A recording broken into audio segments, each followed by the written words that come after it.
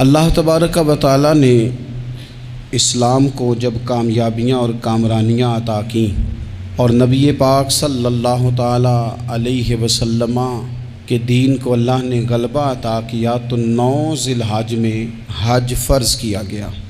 حج اس سے پہلے بھی کیا جاتا تھا، پرانی شریعتوں میں بھی حضرت ابراہیم علیہ السلام کے طریقے پر حج ہوتا تھا۔ پھر کفار مکہ نے، قریش مکہ نے اس میں کچھ غلط رسومات شامل کر دیں، کپڑے اتار کر معاذ اللہ کعبے کا طواف کرنا، قربانیوں کا گوشت خانہ کعبہ کی دیواروں سے ملنا، اور بھی کئی بیہودہ رسومات اس پاکیزہ اور خوبصورت عمل کا حصہ بنا دی گئیں۔ پھر 9 ذی الحج کو حج فرض ہوا۔ نبی پاک صلی اللہ تعالی علیہ وسلم نے حضرت ابو بکر صدیق کو امیر حج بنا کے رخصت فرمایا۔ دیکھیں کہاں کہاں محبوب انہیں اپنا نائب بناتے ہیں۔ اب 9 کو تو حضور نے حضرت ابو بکر صدیق کو امیر حج بنایا اور پھر اعلان فرمایا، جہاں جہاں مسلمان آبادیاں تھیں وہاں اعلان کر دیا گیا کہ آئندہ سال رسول پاک علیہ السلام خود حج کے لیے تشریف لے جائیں گے۔ اب ایک بڑی تعداد مسلمانوں کی جمع ہونے لگی۔ ذی قعدہ کے آخری ایام میں ہزاروں کی تعداد میں لوگ مدینہ شریف میں جمع ہو گئے۔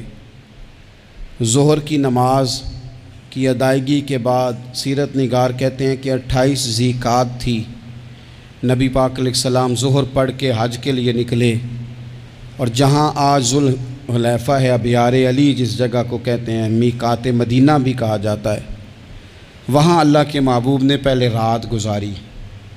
وہیں پہ نبی پاک صلی اللہ تعالی علیہ وسلم نے احرام باندھا، حضور تشریف لے گئے۔ یہ حج قران تھا۔ نبی پاک صلی اللہ تعالی علیہ وآلہ وسلم کے ساتھ اس طرح لوگ امڈ کے آئے، جہاں جہاں سے لوگ تھے مسلمان وہ سارے جمع ہوئے حضور کے ساتھ اللہ کی بارگاہ میں حاضر ہونے کے لیے۔ 1,40,000 صحابہ، یہ ایک ہی دفعہ صحابہ کا اتنا بڑا مجمع جمع ہوا ہے، ایک ہی دفعہ۔ اور حضور علیہ السلام کی خواہش تھی کہ یہ سارے لوگ وہاں پہنچیں۔ محبوب کریم علیہ السلام 4 ذی الحج کو حضور علیہ السلام نے طواف کیا، صفا مروہ کیا، احرام نہیں کھولا، قربانیاں ساتھ تھیں، چونکہ یہ حج قران تھا۔ اللہ کے رسول صلی اللہ تعالی علیہ وآلہ وسلم نے پھر 8 ذی الحج کو ظہر کی نماز جا کے منا کے میدان میں ادا کی۔ 9 ذی الحج کو مسجد نمرہ کے پاس کوہ صبیر پر جب سورج کی کرنیں چمکیں، قربان جائیں کیا نظارہ ہوگا۔ لبیک لبیک کی صدا آ رہی ہے، دے کون رہے ہیں؟ مدینے والے محبوب صلی اللہ علیہ وسلم۔ حضور اس لشکر حسن کو لے کر، اس نور بھرے قافلے کو لے کے، یہ کون ہیں جو حضور کے ساتھ سارے نکلے ہیں؟ یہ کون ہیں سارے؟ یہ وہ فیروز بخت سعادت مند لوگ ہیں کہ ان میں سے جس نے ایک دفعہ بھی ایمان کی حالت میں حضور کو دیکھا اور پھر خاتمہ بالخیر بالایمان کے ساتھ دنیا سے رخصت ہوئے، یہ وہ لوگ ہیں کہ ولی اگر 60 سال بھی سارا دن روزہ رکھے، ساری رات نفل پڑھے، ہر برائی سے بچے، لیکن پھر بھی کسی صحابی کے قدموں کی خاک تک کو نہیں پہنچ سکتا۔ اور صحابی زیارت سے بنتا ہے، ولی عبادت سے بنتے ہیں۔ نبی پاک صلی اللہ تعالیٰ علیہ وسلم کے وہ سارے صحابہ کون ہیں؟ الصحابہ النجوم، یہ حضور کی چاروں جانب یہ چمک رہے ہیں، انہیں خود میرے نبی پاک نے ستارے فرمایا ہے۔ ایک سمت علی، ایک سمت عمر، صدیق ادھر، عثمان ادھر۔ ان جگمگ جگمگ تاروں میں بھلا مہتاب کا عالم کیا ہوگا؟ اور ہر کوئی فدا ہے بن دیکھے تو پھر دیدار کا عالم کیا ہوگا؟ تو نبی پاک صلی اللہ علیہ وسلم نے یہ وہ موقع تھا، 9 ذی الحج میدان عرفات، حضور صلی اللہ علیہ وسلم نے ظہر کی نماز ادا فرمائی، اور پھر کچھ توقف کے بعد حضور کے لیے اونٹنی پر کجاوا سجایا گیا۔ حضور اپنی کسوا نامی اونٹنی پر سوار ہوئے، میرے محبوب نے خطبہ دینے کا ارادہ فرمایا۔ رب کریم نے ارشاد فرمایا الیوم اکملت لکم دینکم، آج میں نے تمہارے لیے تمہارا دین مکمل کر دیا ہے، مکمل ہو گیا دین، اس کے بعد کوئی اور دین نہیں آئے گا۔ اس آیت نے بتا دیا کہ حضور آخری نبی ہیں، دین مکمل ہو گیا، اب کسی اور پیغمبر کی، رسول کی، دین کی، کتاب کی ضرورت باقی۔ آج میں نے تمہارے لیے تمہارا دین مکمل کر دیا۔ اور کیا خوبصورت لفظ ہیں قرآن پاک میں، فرمایا وَأَتْمَمْتُ عَلَيْكُمْ نِعْمَتِي، اور آج میں نے تم پر اپنی نعمتیں تمام کر دی ہیں، نعمتیں مکمل کر دی۔ وَرَضِيتُ لَكُمُ الْإِسْلَامَ دِينًا، اور اللہ فرماتے ہیں میں نے تمہارے لیے دین اسلام کو پسند کیا ہے، یہ میری رضا ہے، یہ دین اسلام تمہارے لیے پسند کیا ہے۔ کوئی بندہ ساری زندگی مخلوق کی خدمت کرے، ساری زندگی رستوں سے کانٹے اٹھائے، ساری زندگی خیر کا کام کرے، کسی کو تکلیف نہ دے، لیکن اگر مسلمان نہیں نا، اگر کلمہ نہیں نہ پڑھتا، تو اس کی ساری عمر کی خیر بھی کسی کام کی نہیں۔ اس لیے کہ رب فرماتا ہے جڑ دین اسلام ہے، جڑ ہوگی تو پھر شاخیں قبول کی جائیں گی نا، تو اگر جڑ ہی سرے سے نہیں ہے تو خیر کرنے کا معنی۔ کچھ لوگ کفار کی، مشرکین کی تعریف کرتے ہیں کہ جناب بلے بلے اتنے ویلفیئر کام ہو رہے ہیں، تو یاد رکھو سب سے ضروری جڑ ہے۔ قرآن پاک میں رب تعالیٰ نے منافقین، مشرکین اور کفار کے اعمال کی بنیاد اس طرح کی بتائی ہے کہ جس طرح پتھر پر تھوڑی گرد پڑ جائے، ذرا ہوا کا جھونکا ہے یا بارش آئے تو پتھر صاف کا صاف ہو جاتا ہے، ان کے اعمال اس طرح کے ہیں۔ اس خیر کا کیا مطلب کہ جس خیر میں ایمان ہی شامل نہیں؟ جب تک بندہ مومن نہ ہو اس کا کوئی عمل بھی اللہ کی بارگاہ میں قابل قبول نہیں ہوتا۔ یہ آیت نازل ہو گئی، فرمایا دین مکمل ہو گیا۔ او میرے بھائیو، خدا را سوچو، کوئی شے مکمل نہیں دنیا میں، کوئی شے بھی۔ کروڑوں کا مکان بنا لو پھر بھی کوئی نہ کوئی نقص نکل ہی آتا ہے، کوئی دنیا میں شے مکمل ہے ہی نہیں۔ اگر کوئی شے مکمل ہے تو وہ مدینے والے رسول کا دین مکمل ہے۔ مکمل، جب ہم کہتے ہیں نا مکمل دین، تو لوگ سمجھتے ہیں تو شاید سادی سی بات ہے، یہ وہ والی بات ہے جو دنیا میں کہیں نہیں پائی جاتی۔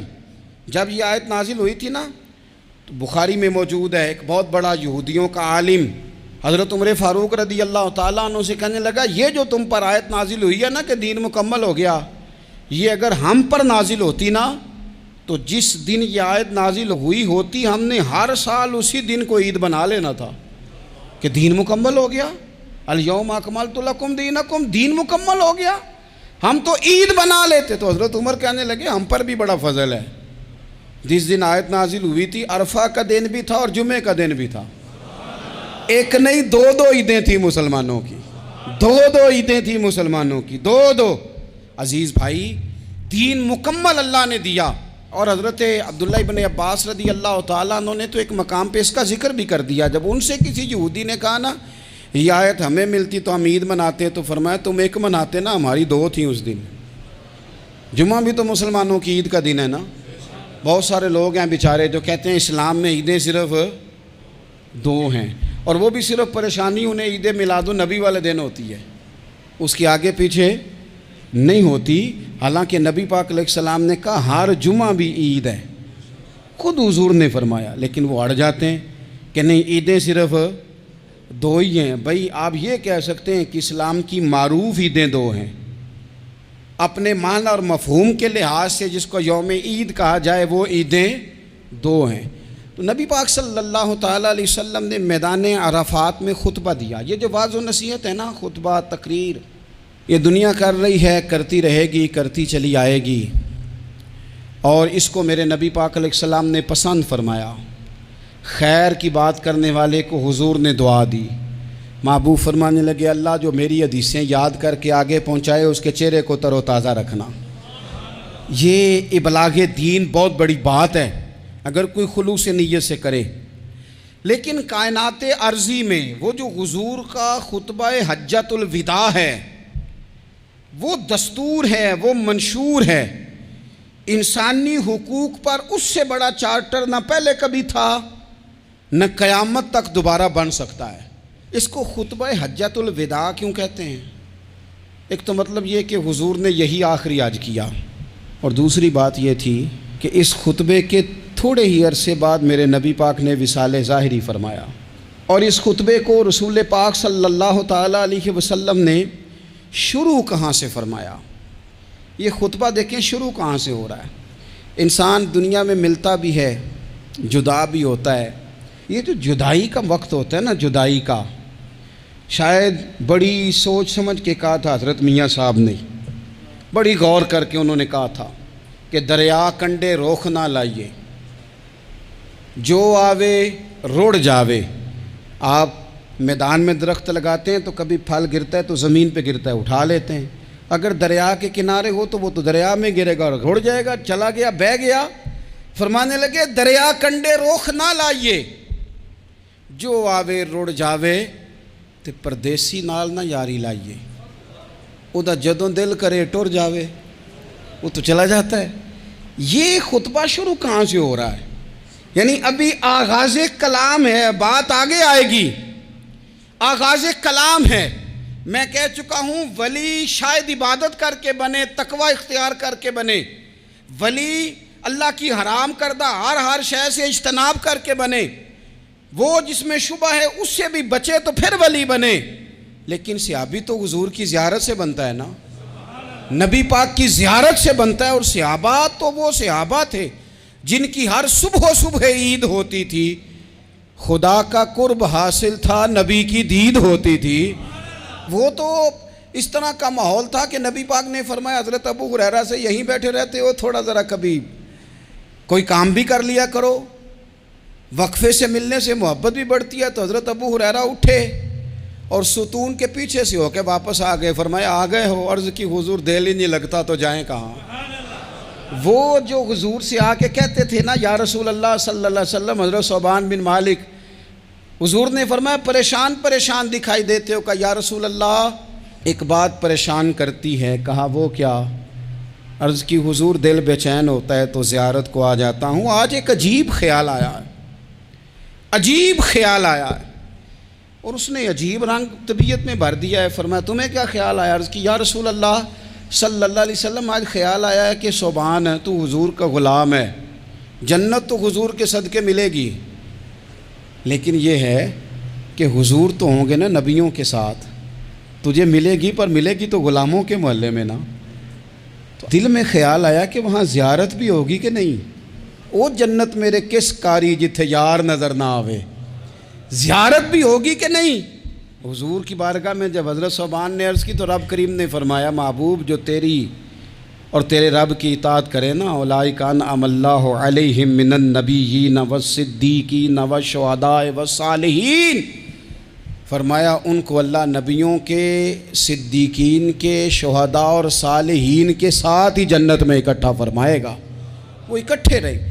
تو جن کو تو جنت میں بھی حضور کی زیارت کے بغیر چین نہیں تھا، ان کو حضور نے خطبہ حجۃ الوداع شروع کرتے وقت پہلا جملہ پتہ کیا کہا؟ حضور اونٹنی پہ ہیں، احرام باندھا ہوا ہے، 1,40,000 کم و بیش غلام سامنے کھڑے، عرفات کا میدان۔ محبوب فرمانے لگے پہلا جملہ، جو درد والے تھے وہ تڑپ گئے، یہ سارے درد والے تھے لیکن کچھ زیادہ مزاج شناس تھے، محبوب نے پہلا جملہ کہا۔ حضور فرمانے لگے لوگو جس طرح آج اکٹھے ہوئے ہیں شاید اس کے بعد دوبارہ ہم اکٹھے نہ ہوں۔ پہلا اعلان ہی کر دیا کہ یہ تمہارے ساتھ جو آج خطبہ ہے نا، اس میں اشارہ دے دیا کہ دوبارہ نہیں جمع ہوگے، اگلا حج نہیں کرنا، بس ختم ہوئی بات، یہ آخری پہلی بات ہی حضور نے یہ بیان کی۔ اب وہ اتنے دل نرم ہو گئے حضور کی بات سن کے، آنکھوں میں آنسو اس طرح آ گئے، طبیعت کا ملان اتنا بڑھ گیا کہ ہر ایک کا دل کشکول بن گیا، ہر طرف سے آہیں اور سسکیاں ہیں کہ حضور کے وہ جملے یوں صحابہ لے رہے تھے جب آپ سے کوئی کہہ دے کہ بھائی یہ وقت بس آخری ملاقات کا ہے، تو پھر انہوں نے وہ تو حضور کی ہر بات ہی توجہ سے سنتے تھے، پر یہاں جو انداز بن گیا وہ انوکھا بن گیا۔ فرمایا شاید دوبارہ ملاقات نہ ہو۔ پھر میرے کریم محبوب صلی اللہ تعالیٰ علیہ وسلم نے فرمایا جس طرح تمہارے لیے یہ شہر حرمت والا ہے، مکہ حرمت والا ہے نا، ایک نیکی کرو تو مکے میں 1,00,000 का सवाब हरम मक्का में। एक गुनाह करो तो वो भी 1,00,000 लिखा जाता है। हुर्मत वाला है, बड़ी इज्जत वाला है। फरमाया जिस तरह ये घर इज्जत वाला है काबा, जिस तरह ये शहर इज्जत वाला है, फरमाया जिस तरह आज का दिन हुर्मत वाला है। मुसलमानों, मैं तुम्हें बता के जा रहा हूँ, तुम्हें समझा रहा हूँ, इसी तरह मैंने तुम सब पर एक दूसरे के माल और इज़्ज़त को हुर्मत वाला कर दिया है। और सहाबा को ना हुजूर ने पहले ये सबक पूरा, हुजूर ने पूछा, ये भी ज़रा कमाल है, ये बुखारी मुस्लिम की हदीस है। हुजूर ने सहाबा से पूछा, 9 ज़िलहज है, जुमे का दिन है, ज़िलहज का महीना है, सबको पता है। देखिए ना, आप जुमा पढ़ने हैं तो मैं आपसे कहूँ कि आज कौन सा दिन है, तो आप कहेंगे जनाब जुमा है, अजीब आदमी है, जुमा पढ़ा रहे हो। लेकिन जो सहाबा का अंदाज है वो और है। हुजूर ने पूछा, आज ये कौन सा महीना है? ये अदब है, ये मकाम है, ये वो मकाम है जहाँ बहुत सारे सिर्फ अकल वाले बंदे जो होते हैं ना, वो बेचारे गिरते पड़ते हैं, कहते हैं जी बात आती हो तो बतानी चाहिए, ये क्या बात हुई जी, बंदा बोले ही ना, ये क्या लेकिन कुछ लोग ऐसे हैं जिनका धारा अदब कुछ और होता है, उन्हें ढेरों बातें भी आती हों तो हर जगह बात करने की नहीं होती, सब जगह कहानियाँ सुनाने की नहीं होती। हुजूर ने फरमाया कौन सा महीना है? कुर्बान जाएं। भैया को ज़ुबान हो के कहने लगे वल्लाहु व रसूलहु आलम, अल्लाह जाने अल्लाह का रसूल जाने। सानू ते कैद सज्जन दा गहना है, वो जिंज रखे असा उंज रहना है, हमें क्या पता। पूछा किसी ने, लिखा है सूफिया ने, किसी ने पूछा, ओए तुम्हें पता नहीं, कहने लगे चुप कर, हमें क्या पता कौन सा महीना है। तो हुजूर ने फरमाया आज तारीख कौन सी है? भाई साहब को पता था ना 9 ज़िलहज को ही आज होता है, कौन सी तारीख है? कहा वल्लाहु व रसूलहु आलम, अल्लाह जाने अल्लाह का रसूल जाने। कुर्बान जाए। हुजूर ने पूछा दिन कौन सा है? सबको पता है जुम्मा है, कहने लगे वल्लाहु व रसूलहु आलम, अल्लाह जाने और अल्लाह का। ओ सहाबा बता क्यों नहीं रहे? तो अहले मोहब्बत कहते हैं सहाबा का जवाब ये था, हमें कोई महीनों से गरज है, हमें कोई दिन से गरज है, हमें कोई तारीख से गरज है। हाजियो आओ शहनशाह का रोज़ा देखो, काबा तो देख चुके, काबे का भी काबा देखो, हमें तो महबूब से गरज है। महीना था ज़िलहज का, अगर हुजूर कह देते ज़िलहज नहीं ज़ीक़ाद है तो हमने ज़ीक़ाद ही बना लेना था। तारीख थी 9, अगर हुजूर फरमा देते 11 है तो हमने 11 ही बना लेनी थी। दिन था जुमे का, अगर हुजूर कहते पीर है तो हमें क्या लगे, हमें तो महबूब की रज़ा चाहिए। आप देखें ना, एक सहाबी के हाथ ज़रा लंबे थे तो हुजूर ने फरमाया या ज़ुल यदैन, ओ लंबे हाथों वाले। उनसे कोई पूछता नाम क्या है तो कहते मेरा नाम है 2 हाथों वाला। ओ भाई मेरे भी 2 हैं, तू क्यों 2 हाथों वाला? कहने लगे ये नहीं मुझे पता, मुझे नबी पाक ने कहा 2 हाथों वाला। तो ठीक हो गई, जो हुजूर ने नाम रख दिया। तो हुजूर सैयद आलम ने पूछा, फिर हुजूर ने हुर्मत याद कराई, फरमाया याद रखो ये दिन भी बड़ी इज्जत वाला है, जुम्मे का है, ये महीना भी बड़ी हुर्मत वाला है, ज़िलहज का है, ये तारीख भी बड़ी हुर्मत वाली है। लेकिन फरमाया जिस तरह इस दिन की, इस शहर की, इस महीने की तुमने इज्जत करनी है, इसी तरह एक दूसरे के माल का, एक दूसरे की इज्जत का तुमने पास करना। मुसलमान भाइयों, खुदारा ये हुजूर कह रहे हैं यार, नबी पाक ने काबा के सामने खड़े होकर फरमाया बैतुल्लाह तेरी बड़ी शान है, तेरा बड़ा मर्तबा है, लेकिन फरमाया मेरे मोमिन की इज्जत रब की नज़र में काबे से भी ज़्यादा है। हम कैसे बैठ के यार, हम कैसे जुर्रत करते हैं किसी की पगड़ी खोलने की कोने में बैठ के? हम अपने घर बैठ के किसी पर तबसरा कर गए, किसी बंदा मोमिन की इज्जत उछाल गए, बिल्कुल पता नहीं था बात का और हमने कहानी बना दी पूरी की पूरी, दास्तान सराई कर गए। सुबह से शाम तक हमारी गपशप का उन्वान क्या है? किसी न किसी का शिकवा, किसी न किसी की शिकायत, ये हमारी गपशप है। खुदारा हुजूर ने तो खुतबा हज्जतुल विदा में पहला सबक ये दिया था कि मेरे जाने के बाद एक दूसरे की इज़्ज़त करना, और इसी खुतबे में एक जगह पे फरमाया ये ना हो कि मेरे जाने के बाद तुम एक दूसरे की गर्दनें मारने लग जाओ, एक दूसरे की इज़्ज़तों का ख्याल करना, पास करना। मुसलमानों, मेरे अजीज़ भाइयों, बुज़ुर्गों, इज़्ज़तों का दिफा शुरू करें। थोड़ी देर के लिए अपनी ज़ुबान لوگوں کے اوپر تبصرہ کرنے سے کنٹرول میں لائیں۔ کچھ چیزیں ایسی، میں مختلف شہروں میں جاتا ہوں، جس شہر میں گئے وہاں لوگوں نے یہ کہا جناب یہاں جو مولانا ہے نا، بعض لوگ یہ باتیں بڑی چسکے لے کے سنتے ہیں، یہاں جو مولانا ہے نا وہ کچھ نہیں کرتے، آپ بڑے اچھے ہیں، یہاں جو پیر صاحب ہیں وہ بڑے گڑبڑ ہیں، آپ بڑے اچھے ہیں۔ تو میں ان سے کہتا ہوں کہ میں اس لیے اچھا ہوں کہ میں تھوڑی دیر کے لیے آیا ہوں، میں نے چلے جانا ہے۔ اور دوسری بات یہ کہ مجھے آپ جتنا مرضی اچھا کہہ لیں، میں نے رخصت ہو جانا ہے 2-3 گھنٹوں کے بعد۔ یہاں جس آدمی کا آپ شکوہ کر رہے ہیں نا، آپ اس کو جنازے کے لیے خبر کریں نہ کریں، اسے پتہ چل گیا نا محلے میں جنازہ ہو گیا، تو اسے کوئی کام بھی ہوا تو اس نے کہنا یار نہیں محلے میں فوتگی ہوگی، میں نے جنازہ پڑھانا ہے، اس نے جانا نہیں۔ تو کمزوریاں تو سب جگہ ہوتی ہیں، لیکن ان کمزوریوں کی وجہ سے آپس میں بغض پیدا کر لیا جائے گا۔ اور پھر کمال بات ہے نا کہ اپنی ساری کمزوریوں سمیت اپنے آپ سے پیار ہے، اپنے آپ سے محبت ہے، اور دوسرے کی ایک کا پتہ چل جائے تو ہمیں گھن آنے لگ جاتی۔ تو حضور نے خطبہ حجت الوداع کے موقع پر یہ بات ارشاد فرمائی۔ دوسرا حضور نے فرمایا لوگوں یاد رکھنا، یہ خطبہ حجت الوداع میں نبی پاک نے فرمایا، یہ حضور خطبہ دے رہے ہیں، اور اس وقت دے رہے ہیں جب حضور صحابہ کو بتا چکے ہیں کہ یہ آخری ملاقات ہے۔ جو دور دراز سے آئے ہیں ان کو بتایا ہے کہ یہ میری تمہاری جو مجلس ہے، جو محفل ہے، جو تم سے بات ہو رہی ہے، یہ آخری ہے۔ محبوب فرمانے لگے لوگوں یاد رکھنا قیامت قائم ہوگی۔ ان جملوں کا حسن ملاحظہ کر لیں۔ فرمایا قیامت قائم ہوگی، تم اپنے رب سے ملاقات کرو گے، اور فرمایا تمہارا رب تم سے تمہارے اعمال کے بارے میں پوچھے گا۔ یہ خطبہ حجت الوداع میں کریم نے فرمایا۔ صبح تم اٹھے، کیا عمل کیا، اللہ پوچھے گا۔ کسی سے ملاقات ہوئی، طرز کیا تھی، سوچ کیا تھی، اللہ پوچھے گا۔ لین دین میں کیا معاملات تھے، تمہارے اعمال کے، اللہ سے ملاقات ہوگی، وہ کھڑا کر کے پوچھے گا۔ اور حدیث میں کئی جگہ پہ حضور نے فرمایا وہ تم سے سوال کرے گا، تمہیں جواب دینا ہے۔ میرے عزیز بھائیوں، تیار رہنا چاہیے، تیار۔ ہم نا منت کرتے ہیں آخری دن ہو نا، تنخواہ دار لوگ کہتے ہیں یار یہ آخری ایام چل رہے ہیں، کوئی خرچہ نہ بتاؤ، اس لیے کہ حساب کے متھے لگنا ہے۔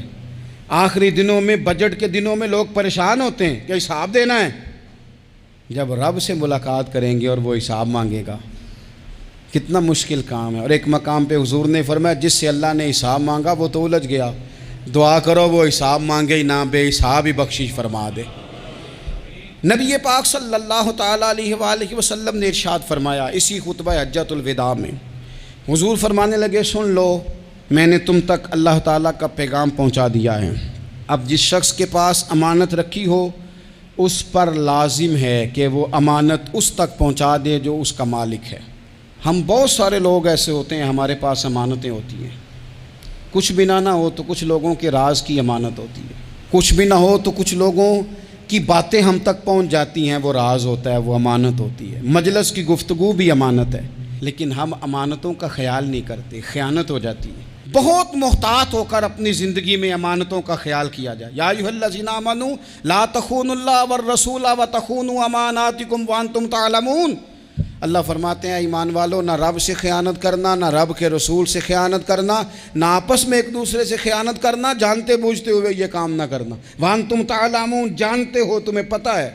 کبھی بھی بددیانتی کا مظاہرہ نہ کریں اپنی زندگی میں، کبھی بھی۔ اور یہ بھی یاد رکھ لیں، بچوں کو کیا پتا کہ ہمارا ابا حلال لا رہا ہے کہ حرام لا رہا ہے، آپ لا رہے ہیں نا، تو وہ تو بیچارے بھولے پن میں کھا رہے ہیں، تو حساب آپ نے دینا ہے۔ جنہ لی تو پاپ کمائے ہن کتھے نہیں ہو تیرے کر دے، بلانا۔ تو بچوں کا تو یہ معاملہ ہے بھائی، اللہ ماشاءاللہ کہ وہ وقت پہ ہی، شادی کے 10-15 دن کے بعد ہی ان کو پیغام مل جاتا ہے کہ اگر ہمارا علیحدہ گھر ہو تو میں مرضی سے سجاؤں، تو میں مرضی سے سنواروں، تو میرا کوئی مطلب اپنا سلسلہ ہو، تو بڑے ٹائم پہ ساری باتیں شروع ہو جاتی ہیں، وہ تو معاملہ ہی بالکل اور ہے۔ تو بالکل کسی بھی امانت میں کبھی بھی خیانت کرنے کی کوشش نہ کریں، اور یاد رکھیں مال حرام جہاں آتا ہے وہاں بڑی تباہی آتی ہے، جہاں لوگ بددیانت ہو جاتے ہیں وہاں معاملات بڑے خراب ہو جاتے ہیں۔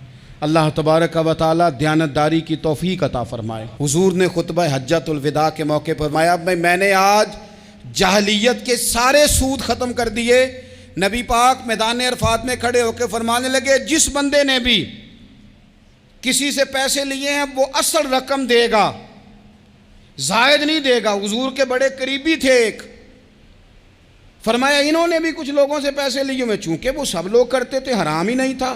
فرمایا میں ان کو بھی حکم دیتا ہوں کہ یہ اصل رقم وصول کریں گے، کسی سے ایک پائی بھی زیادہ وصول نہ کریں گے۔ نبی پاک صلی اللہ تعالیٰ علیہ وسلم نے خطبہ حجۃ الوداع میں ایک باریک بات حضور نے بھی، یہ آپ نے ضرور سمجھنی ہے، بالخصوص جو لوگ تھوڑا دین پر عمل کر رہے ہیں، جن کا لبادہ مذہبی ہو گیا، جنہیں لوگ حضرت صاحب، قاری صاحب، علامہ صاحب، مفتی صاحب، حاجی صاحب، بزرگوں کہہ کے بلاتے ہیں، وہ اس پر توجہ کریں۔